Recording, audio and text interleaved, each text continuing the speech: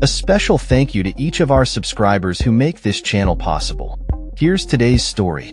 In a striking revelation just weeks before the upcoming election, retired Marine General John Kelly, who served as Donald Trump's longest-serving White House chief of staff, has publicly criticized the former president, labeling him a fascist.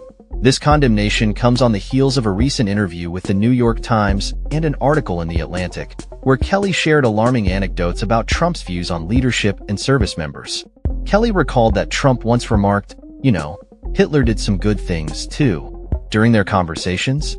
This statement, alongside other troubling assertions about Trump's admiration for authoritarian leaders, has raised significant concerns among political analysts and voters alike. Kelly's comments have reignited discussions about Trump's approach to governance.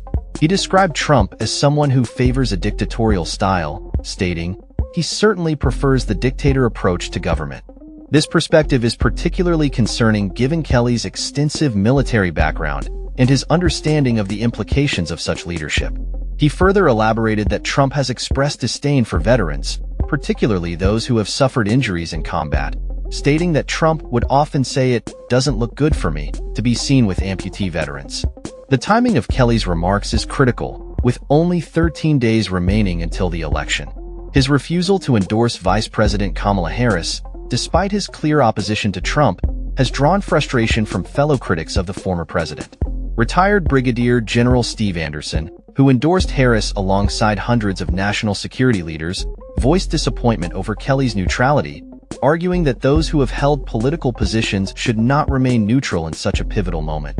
Kelly's long-standing criticisms of Trump are not new.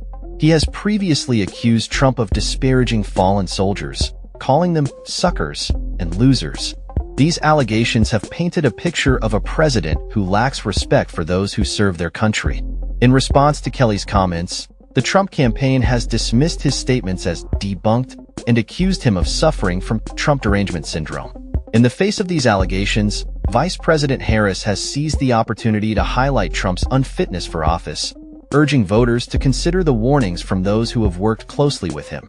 She emphasized the need for America to heed these warnings, framing the election as a choice between democracy and authoritarianism.